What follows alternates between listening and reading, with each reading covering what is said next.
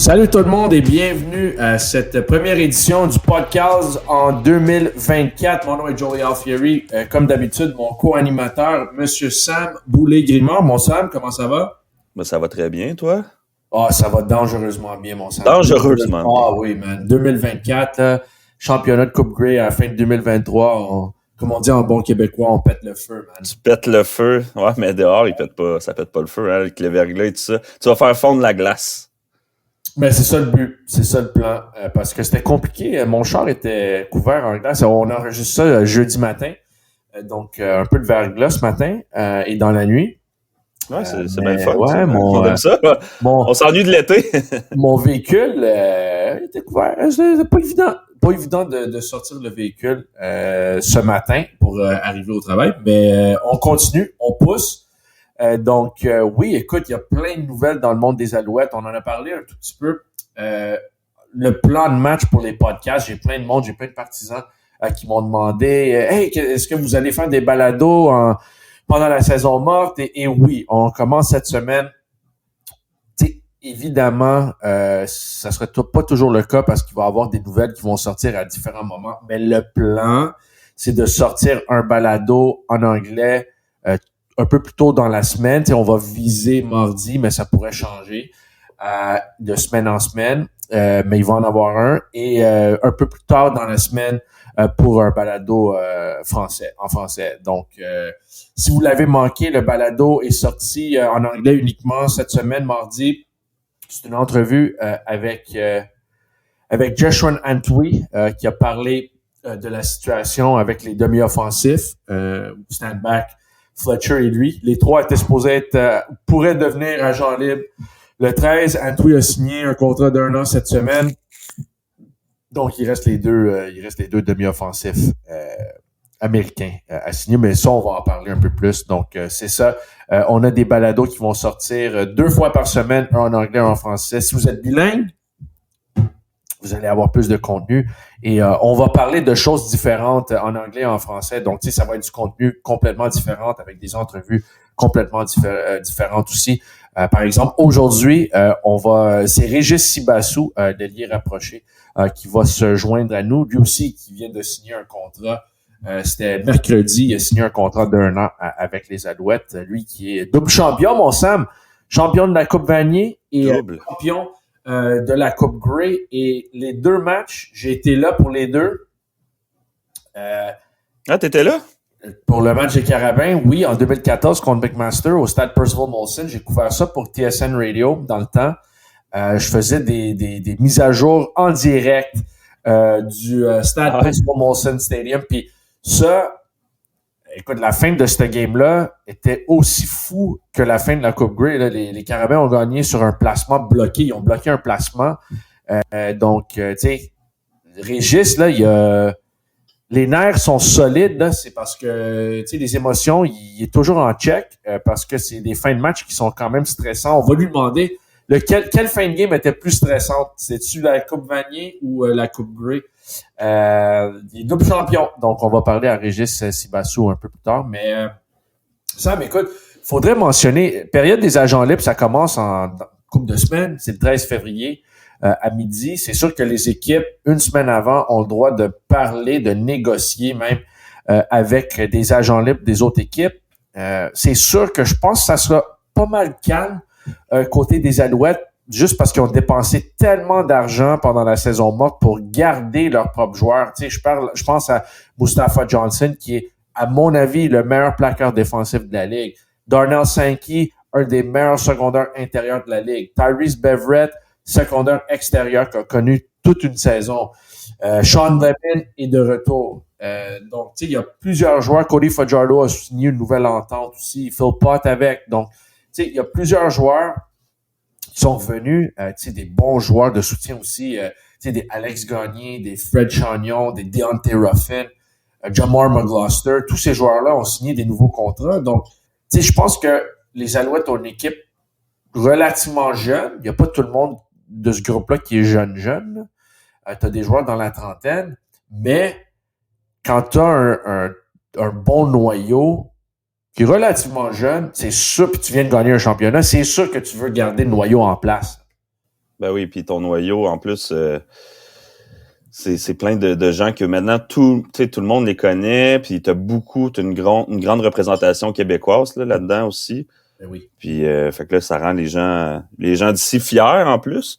Donc, je pense que c'est cool de revoir les visages connus. Tu sais, les gens vont au stade, puis, tu sais, dans les années passées, là, souvent, il y a beaucoup de gens qui arrivaient, puis, tu sais, il y a beaucoup de nouveaux visages, hein. Fait que c'est dur des fois de vouloir s'accrocher ou s'identifier à tel et tel joueur.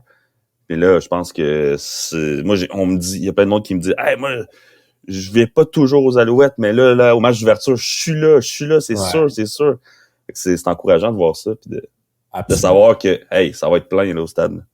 Ben oui, mais tu sais, il y a un gros buzz, là, on le sent, on l'a ressenti, tu sais, pas juste dans Montréal, mais la province. Tu sais, j'ai plein de monde qui me demande, hey, la coupe, quand est-ce qu'elle va venir au Saguenay? La coupe, quand est-ce qu'elle va venir à Trois-Rivières? Tu sais, à Sherbrooke, tu sais. Il y a des partisans tout à travers la province qui m'écrivent pour savoir quand la coupe va arriver. Donc, tu sais, la coupe va arriver, on l'a longtemps, donc c'est sûr qu'elle est déjà passée à Sherbrooke, à Trois-Rivières aussi. Elle a fait un peu de chemin, là. Québec, sûrement. À Québec aussi cette semaine avec Philippe Gagnon. Donc, tu sais, la coupe, elle s'est promenée un peu, elle est à Saint-Hyacinthe cette semaine aussi. Elle retourne à Trois-Rivières bientôt. Donc, tu sais, elle fait le tour de la province pas mal. Tu sais, oui, c'est les Alouettes de Montréal, mais tu sais, cette équipe-là, tu sais, en Alberta, tu as 2 équipes. En Ontario, tu en as 3. Tu sais, mais à Vancouver, t'en as une. Mais tu sais, il y a des provinces, Winnipeg, t'en as une, Regina. À Saskatchewan, t'en as une aussi. Mais tu sais, j'ai le feeling, peut-être qu'à Regina puis en Saskatchewan, c'est la même chose. Tu sais, je pense que les Riders sont l'équipe de la province. Mais c'est Riders et Alouettes qui sont vraiment la fierté de leur province respective. Tu sais, j'enlève rien à Winnipeg, j'enlève rien à BC, mais t'as vraiment un sentiment que l'équipe appartient à la province au complet. Puis ça, je pense qu'on l'a ressenti pas mal ces dernières semaines. Ben oui, c'est quoi? C'est Phil Pott qui disait, étant jeune, qui assistait aux parades des champions là, quand c'était les Lions à Vancouver. Oui. Puis il disait, sérieusement, comparé à ce qu'on a vécu à Montréal, c'est rien, là. Il y avait tellement de monde dans les rues, là, c'était... Tu sais, puis en plus, c'est ça, comme on en avait parlé là, l'autre fois, ben on se dit, hey, la température est pas clémente, il pleut, t'as pas le goût d'aller dehors, puis finalement, c'était plein à craquer. Les gens, ils avaient imprimé des affiches de champions, la page la une du journal, des chandails, c'était fou, là, les gens étaient en délire, là, puis c'était plein à Place des Arts, c'était beau à voir, c'était vraiment beau. Ben, tu sais, nous autres, on était dans des autobus différents. On avait 4 autobus différents, puis il y avait une couple de chars aussi. Tu sais, il y avait un char avec la famille à Cody Fajardo, un autre véhicule avec M. Pelado, puis il y en avait un autre avec Mark Wakeman, Danny Machocha, tout ça. Mais, tu sais, les autobus sont partis de Crescent, juste au sud de Maisonneuve, puis il y avait plein de monde. Tu sais, quand on a embarqué dans l'autobus, il y avait plein de monde. Mais moi, on voyait pas, tu sais, quand on a tourné à droite sur de Maisonneuve, moi, j'avais aucune idée s'il y avait du monde, il y avait pas de monde, il y avait, tu sais, là, on a tourné le coin, puis j'ai fait comme, oh mon Dieu, OK, il y a du monde partout, là, tout au long de la rue, tu sais, les trottoirs étaient couverts de personnes, c'était fou, là, c'était vraiment une belle expérience. On jasera justement de ça avec Régis Sibassou, l'ancien des Carabins, et l'ailier rapproché des Alouettes dans une couple de minutes. Mais je veux qu'on touche un peu sur les agents libres, mon Sam. On en a parlé, il y a Joshua Antwi qui a signé un nouveau contrat cette semaine, Avery Ellis, et il y en a une couple d'autres qui ont signé cette semaine. Il m'en manque un. Ellis? Najee Murray. Najee Murray, ben oui, excuse-moi. Najee Murray a signé aussi. Et là, en primeur, j'ai une annonce pour toi. Ben là, ça veut dire que tu parles de signature, ça veut dire que probablement... J'ai du breaking news pour toi, ça n'a pas été annoncé dans les médias encore. Là. OK, il y a un joueur qui va signer un gros nom. Oui. T'es-tu prêt? On l'annonce. Premièrement, on a-tu le droit de faire ça? Moi, je fais comme si j'étais pas au courant. Mais je suis au courant. Là. T'es au courant? Je te laisse le plancher de danse. OK, mais on a-tu le droit de faire ça? Parce que moi, j'ai pas demandé à personne. Mais on a Ben, des autres. je me mets dans la place des auditeurs, puis je pense qu'ils disent oui, vous avez le droit. Bon, OK, peut-être que je vais me mettre dans le pourrait. groupe. Mais les Alouettes viennent de signer. Vous êtes les premiers à le savoir. C'est pas dans les médias. On n'a pas envoyé de communiqué aux membres des médias. Mais les Alouettes ont signé. Christian Matt revient pour une autre saison. Ça en fait, c'est-tu 13 saisons, là? Parce qu'il a joué en 2010. 10, 11, 12, 13, 14, 15, 16, 17, 18, 19. Ça en fait 10. 20, il n'y a pas eu de saison. 21, 22, 23. Non, ça en fait 14. Parce qu'il a joué la saison 2010. Ça va être sa 14e saison dans la Ligue canadienne de football, qui est 2 fois champion de la Coupe Grey, qui a gagné sa première année.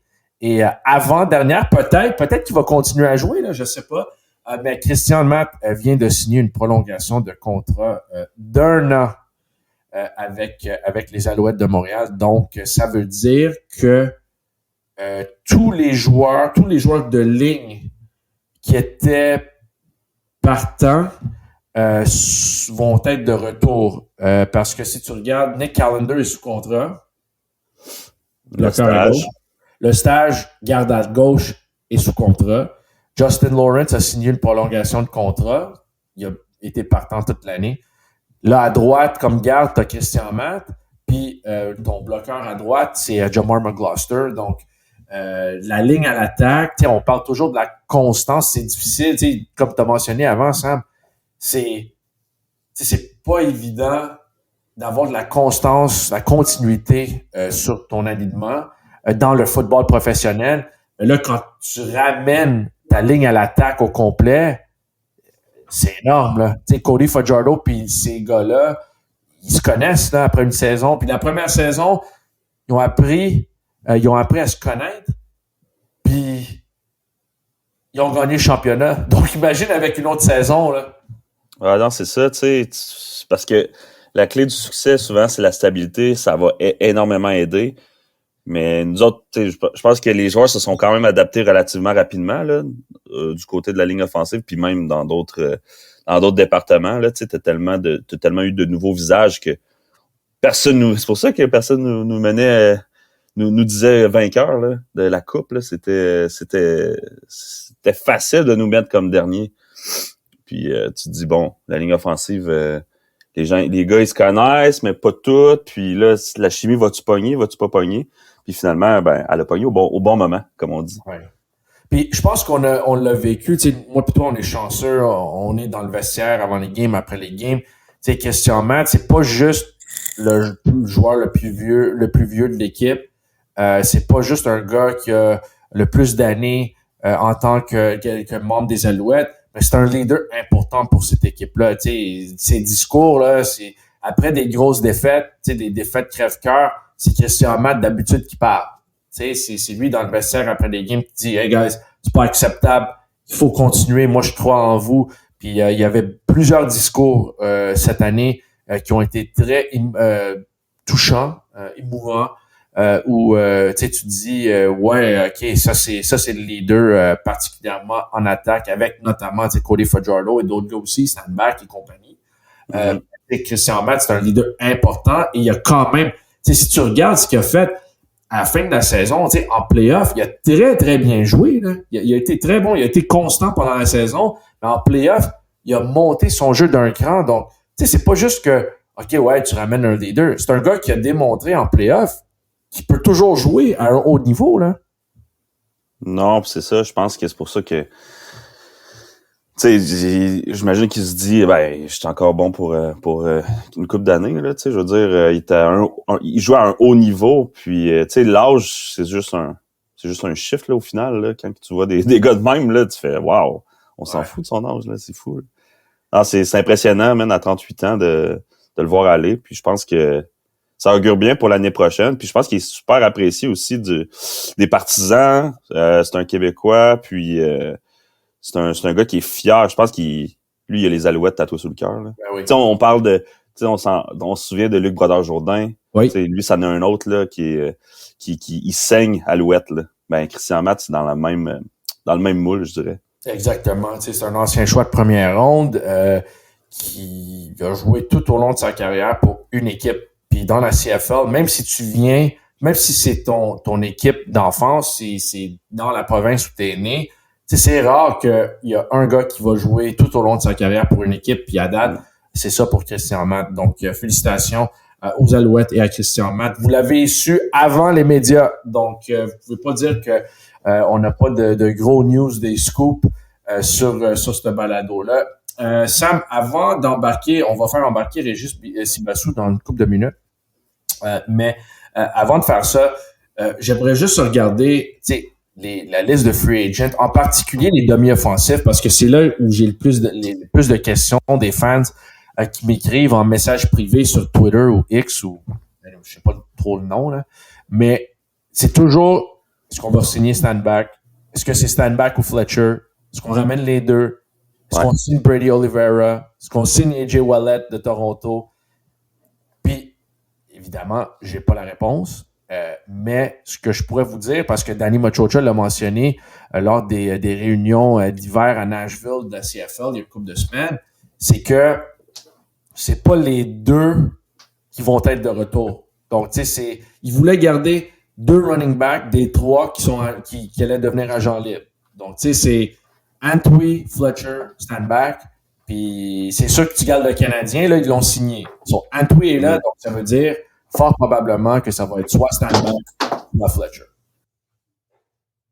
Non, c'est ça. Ben, on va savoir le dénouement, j'imagine, avant le 13 février. Peut-être que c'est quelque chose d'autre qu'on va apprendre sur le balado.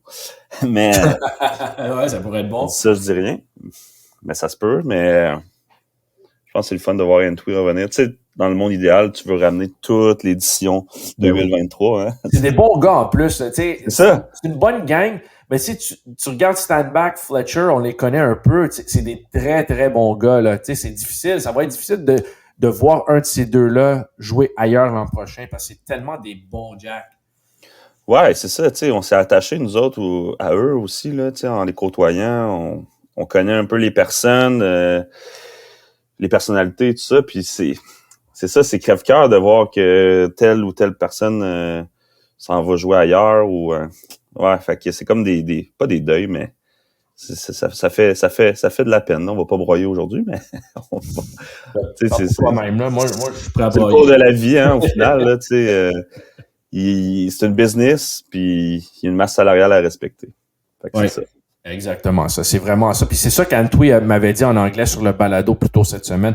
Je vous encourage d'aller télécharger ce balado-là. Il était vraiment intéressant, l'entrevue avec Antwi. On a parlé de plusieurs choses, notamment sa relation avec Stanback et Fletcher. Il nous explique que ça, c'est une business, mais je vais vous laisser télécharger le balado anglais qui est sorti un peu plus tôt cette semaine. All right.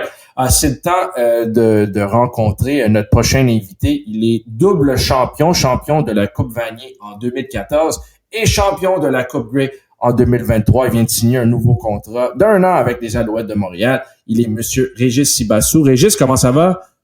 Ça va très bien, toi, Joey? Ça va très, très bien. Entre saison un peu chargée, je te vois promener avec la coupe un tout petit peu. Il faut qu'on fasse profiter la ville. Ça faisait longtemps qu'on n'avait pas. C'est important pour nous de l'amener un peu partout. As-tu eu ta journée comme journée avec la coupe, comme toi tout seul? Oui, quand même. J'ai eu la chance de la voir avec ma famille et tout. On a passé du bon temps. Puis je pense que c'était une journée spéciale. Puis je suis vraiment reconnaissant pour cette journée-là. Qu'est-ce que vous avez fait? On était ensemble. On a pris du bon temps. On a passé une très belle soirée et tout. Donc, tout le monde était là. Ça fait plaisir. Est-ce que tu la promènes pas mal dans la communauté? Est-ce que tu vas voir des jeunes avec? Ou je sais que tu es allé visiter l'hôpital, là. J'étais là d'ailleurs. Là. Puis comment c'était de vivre ça? Honnêtement, on essaie le plus possible d'aller à des endroits spéciaux à Montréal puis faire un peu goûter à tout le monde parce que c'est pas juste nous, mais c'est le support d'une ville complète qui est important. Donc, c'est important pour nous de la faire visiter un peu partout. Puis honnêtement, c'est des moments spéciaux puis qu'on va se rappeler toute notre vie. Puis c'est pas tous les jours que tu gagnes une Grey Cup, so faut que tu en profites et puis c'est ça. Donc, moi, je travaillais dans les médias, j'ai couvert la conquête de la Coupe Vanier en 2014. Puis évidemment, j'étais là à la Coupe Grey avec toi notamment et Sam. Euh, Quel match était le plus dramatique à ton avis? Parce que tu sais, en 2014, c'était un placement bloqué. Puis là, en 2023, c'était un touché avec 13 secondes à faire. C'était quoi la fin qui était la plus excitante à ton avis? Ah, ça c'est une question tellement difficile parce que les deux, ça se joue à la fin de la game, puis t'es stressé à la fin de la game, puis honnêtement, chacun a son identité spéciale, puis chacun pour moi a une place spéciale dans mon cœur. Les deux, honnêtement, c'est sûr que tu gagnes à l'université de ta ville, c'est quelque chose de spécial pour la première fois de ton université, ça c'est énorme. Et puis, gagner juste au niveau professionnel, c'est pas tout le monde qui a la chance d'avoir une coupe grip, une bague. Puis ça, c'est quelque chose de spécial. Donc, les deux, honnêtement, ont une place spéciale dans mon cœur. Puis, j'arriverai pas, honnêtement, à débattre quelle a été la meilleure. Avec la Coupe Grey vient la parade. Ouais. Et ça, c'était comment de vivre ça? C'était-tu autant un bon sentiment? Le sentiment était-tu aussi grandiose que gagner la Coupe ou c'est complètement différent? Honnêtement, moi, j'ai jamais. En fait, quand on nous a dit que ça allait être un mercredi matin, dans la tête, était comme ben, bon travail, personne va être là. Puis bizarrement, tu me rappelles, Eric disait, Hey guys, you don't want to miss this. Puis on était comme ah, mercredi matin, qui va être là, puis tout. Puis je pense qu'on est sorti, on monte sur les bus, puis tu vois que la rue Crescent est déjà packed, c'est bloqué, puis on va sur Maisonneuve. Je pense que c'était quelque chose que j'ai encore des vidéos là, je vais jamais oublier ça. Puis c'est vraiment quelque chose de spécial de vivre dans ta ville en plus. C'est quelque chose de vraiment incroyable. Puis je pense que quelque chose d'un souvenir que je vais me rappeler toute ma vie. OK. Je sais qu'il y avait plusieurs autobus. Je sais pas dans quel autobus tu étais, Régis, mais à ton avis, là que tu as 2 mois à y penser, à y réfléchir, quel joueur a eu la meilleure performance à la parade, selon toi? Ntui était vraiment drôle. J'étais très proche d'Ntui. Puis Ntui, je pense que il a vécu un très beau moment. Mais honnêtement, je pense qu'on était tous, les gars, ils étaient vraiment tous contents. Puis c'était vraiment drôle à voir. Mais moi, j'étais proche d'Ntui. Puis Ntui avait perdu son chandail. Puis la parade venait juste de commencer. Donc, moi, je dirais Ntui. Puis, mettons, qu'est-ce qui revient souvent, là, mettons, les mots qui reviennent auprès des partisans là, quand ils vous rencontrent? Y a-tu des merci ou c'est quoi que les gens vous disent? Honnêtement, les gens sont vraiment, on peut sentir que les gens sont vraiment contents, puis ça, comme un soulagement un peu, ça faisait longtemps que Montréal avait pas gagné, puis c'est souvent moi j'entends souvent le mot qu'ils sont fiers d'être Montréalais, puis ils sont vraiment contents, puis oui, c'est des merci, mais tu sens que c'est un soulagement en même temps, puis je pense que c'est ça qui revient le plus qu'on entend quand on se promène avec la coupe. Si on peut, Régis, parler un peu plus de football, tu sais, après, c'était le 15 septembre, c'était 2 mois, un peu plus que 2 mois avant la Coupe Grey, tu sais, vous avez perdu 4 matchs de suite, perdu contre Toronto 2 fois de suite. Mais là, le mindset a totalement changé. Tu peux-tu m'amener dans les coulisses de ce qui s'est passé? C'était quoi le point tournant? Comment est-ce que vous avez fait pour gagner 8 matchs de suite, incluant la finale dominante de l'Est contre Toronto et la Coupe Grey contre Winnipeg, les deux meilleures équipes de la saison régulière de la Ligue?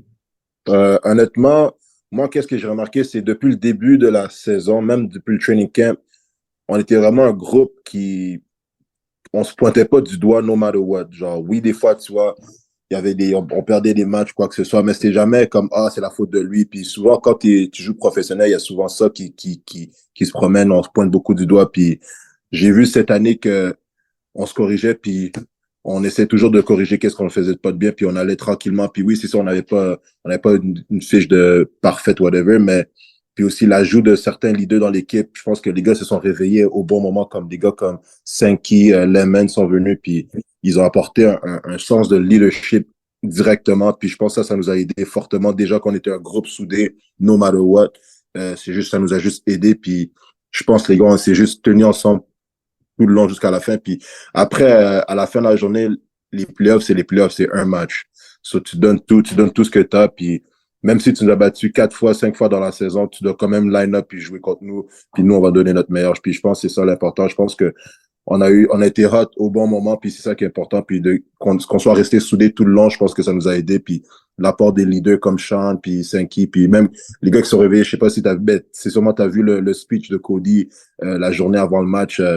Moi, je connaissais pas Cody avant, mais on m'a toujours dit que Cody était pas un gars qui disait des mauvais mots, puis moi, j'étais là, puis j'étais prêt à me battre, genre, directement après son speech, ça. C'est juste, je pense, les gars, on s'est réveillés au bon moment, puis on était soudés tout le long, puis je pense que c'est ça qui a fait la différence. Ouais, c'est drôle parce que moi et Sam, on était dans la pièce quand Cody a livré ce speech-là, puis on s'est regardé, puis on a quitté la réunion, puis on s'est dit, OK, on perd pas le demain, là, on perd pas contre Winnipeg. On avait le même sentiment, hein, Sam? Ouais, c'était fou, là. On avait des frissons. On voulait traverser un mur, puis on joue même pas, nous autres, là. C'est ça, yes. Mais comment c'était dans le vestiaire, mettons, le jour du match, là, quand vous êtes arrivé dans le vestiaire?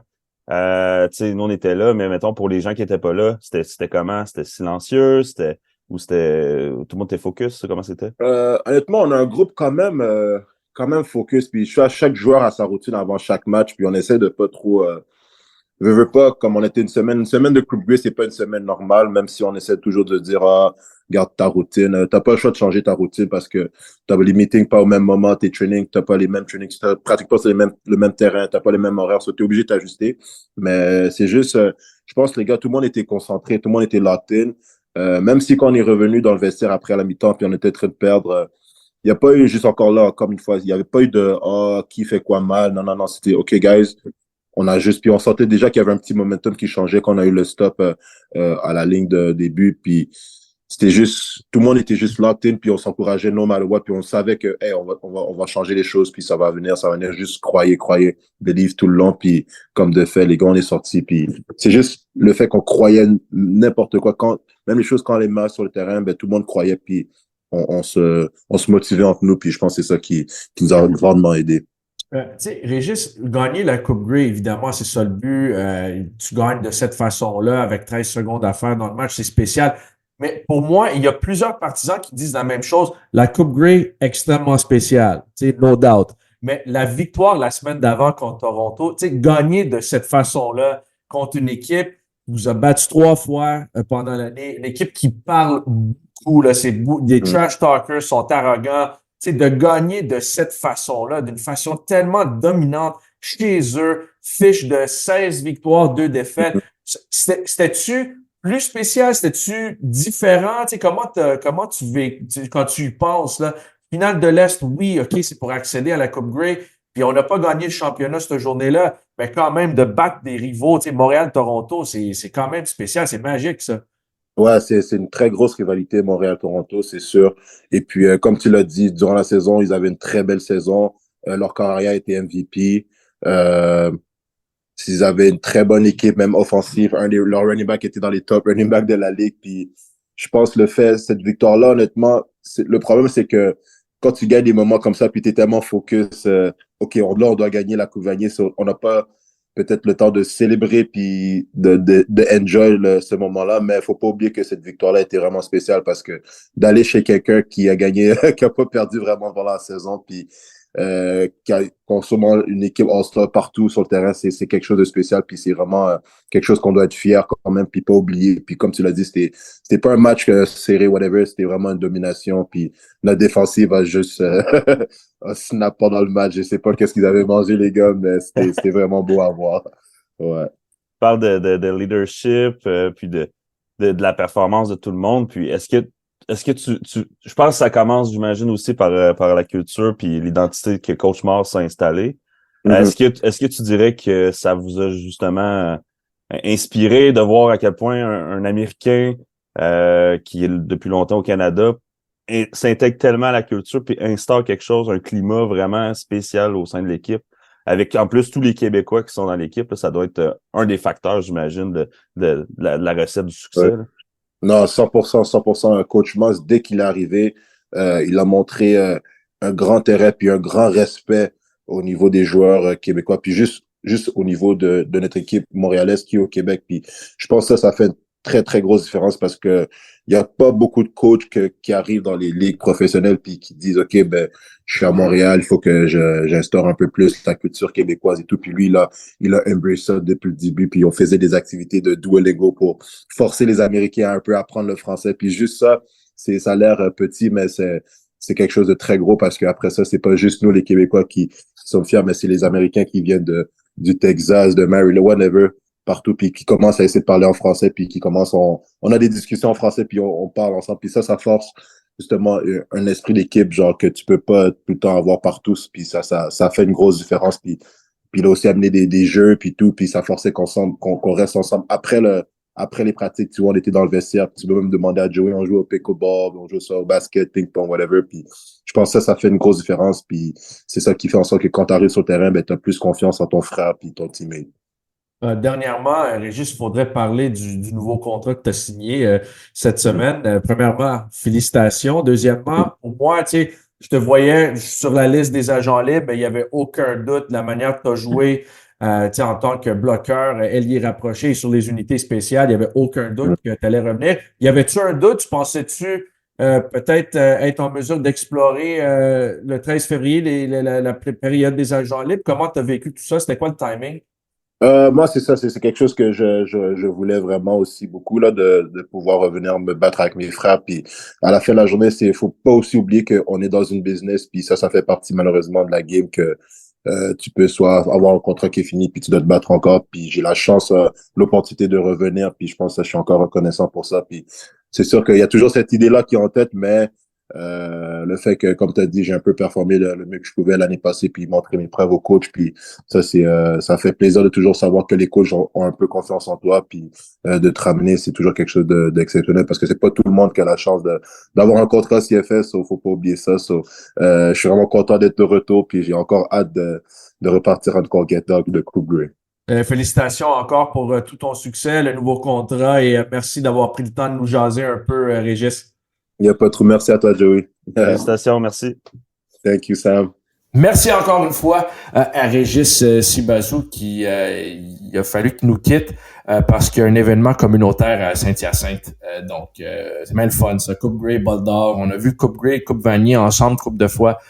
Donc, il y a un gros événement jeudi à Saint-Hyacinthe. Donc, merci encore une fois à Régis Sibazou. Avant qu'on quitte, mon Sam, il faut qu'on mentionne qu'il y a des billets disponibles, des billets, les billets individuels ne sont pas encore sortis, évidemment, mais il y a des packages.